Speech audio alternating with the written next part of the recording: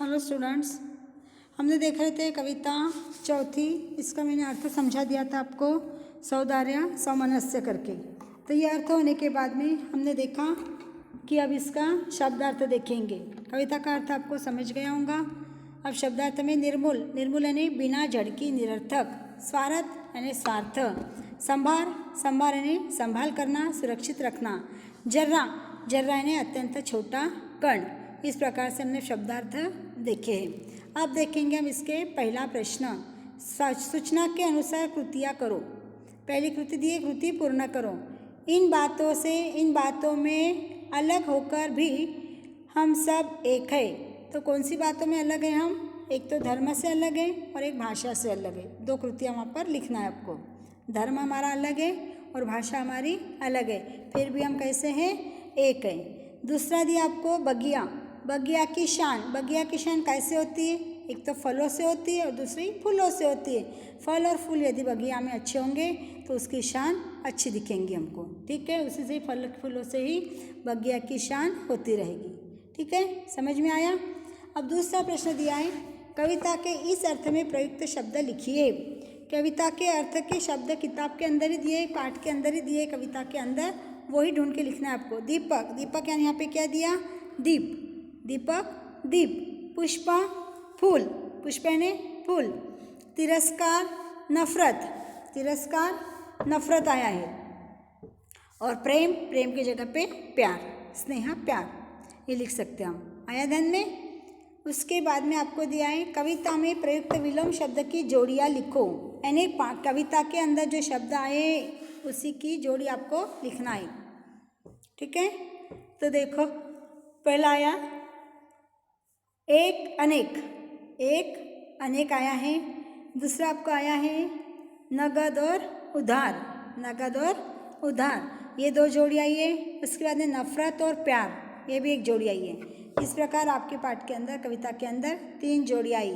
पहली आई थी एक अनेक, एक अनेक। दूसरी आई नफरत और प्यार, और तीसरी आई नगद और उधार। इस प्रकार की तीन जोड़ी आपको लिखना है। समझ में आया? उसके बाद का प्रश्न आपको पाठों में आए अव्यय को पहचानो और उनके भेद बताकर उनका अलग अलग वाक्यों में प्रयोग करो। तो आपको भेद बताना है, ढूंढना है और लिखना है। ये प्रश्न आपको होमवर्क के रूप में दिया है, तो आप घर से करना है। अब आपको कविता पल्लवन, भारत की विविधता में एकता है, इसे स्पष्ट करना और लिखना है। तो भारत की विविधता में एकता कैसी है ये आपको बताना है कि हमारा देश परिपूर्ण देश है। विविधता के अंदर हमारा देश कैसा है? परिपूर्ण देश है। इसके अंदर विभिन्न भागों में निवासियों में, संस्कृतियों में बहुत अंतर है। कहीं वर्षा अधिक है तो कहीं गर्मी ज़्यादा है, कहीं ठंडा है तो कहीं धूप है, कहीं बिल्कुल ठंडी नहीं है। तमिलनाडु, पंजाब और असम के निवासियों को देखकर उन्हें एक ही देश की निवासी नहीं मान सकते। इन सभी विविधताओं के बावजूद भारत एकता के सूत्र में बंधा हुआ है। हम राजनीतिक और वैचारिक दृष्टिकोण में एकता रखते हैं। यहाँ तक कि हमारे धार्मिक स्थलों में भी हम भारतवासी हर जगह जाकर हर तरह का हम धर्म का पालन करते हैं। सभी धर्म का हम पालन करते हैं। ध्यान में आ रहा?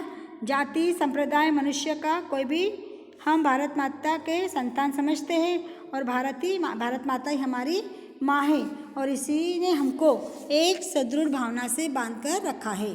हम कहीं पर भी हमको अलग नहीं मानते, हम सब एक ही कहते हैं। हम किसी के दुख में जाते हैं, किसी के सुख में जाते हैं, किसी के प्रोग्राम में जाते हैं, किसी के शादी ब्याह में जाते हैं, लेकिन वहाँ पर ये नहीं सोचते कि हमारे समाज का नहीं, हमारे जात का नहीं, हमारा धर्म का नहीं। हम जाते हैं, भाईचारा निभाते हैं, दुख में जाते हैं, उसके दुख में जितना भी हमारे को समर्पण करते आता होगा उतना करते हैं। किसी की आर्थिक मदद करना होगा तो करता है, किसी अस्पताल में शारीरिक मदद करना है तो मदद करते हैं। इस प्रकार हमारे देश में भारत के विविधता में एकता रखी हुई है। आया समझ में? यहाँ तक। अब आपका एक होमवर्क है कि आपको ये होमवर्क घर से बनाना है। नफरत से नफरत बढ़ती है और स्नेह से स्नेह बढ़ता है। इसके ऊपर आपको संबंधित तथ्य के ऊपर आपको आपकी 5-7 लाइन लिखना है। समझ में आ रहा क्या?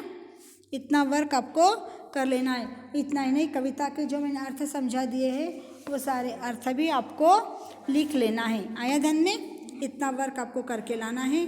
और ये कविता के अंदर जो कठिन शब्द दिए गए हैं वो शब्दों के मैंने आपको अर्थ बताए हैं, वो अर्थ देखना है और अर्थ देखकर आपको लिखना है। समझ में आ रहा कि नहीं आ रहा?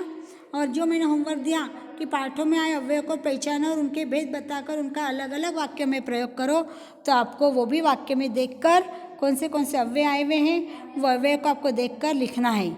आया समझ में? ये पूरा वर्क आपको आपके नोटबुक में लिखना है। आप होमवर्क कर नहीं रहे हो, कृपया करके होमवर्क करो सारे बच्चे और मेरे को होमवर्क बताओ। बिना होमवर्क के, बिना नोटबुक चेक हुई आपको इस अगले पेपर नहीं मिलने वाले, तो आपकी नोटबुक आपको ही कंप्लीट करना पड़ेगा। ध्यान में आया क्या? ठीक है, इतना ही आज रखेंगे। आगे का हम अगले पीरियड में और पढ़ेंगे क्या है। तो इसमें एक आपको उपयोजित लेखन दिया है, पत्र दिया गया है, तो ये पत्र की जानकारी दूंगी आपको, फिर आप पत्र लिख के लेके आना। ठीक है? ओके।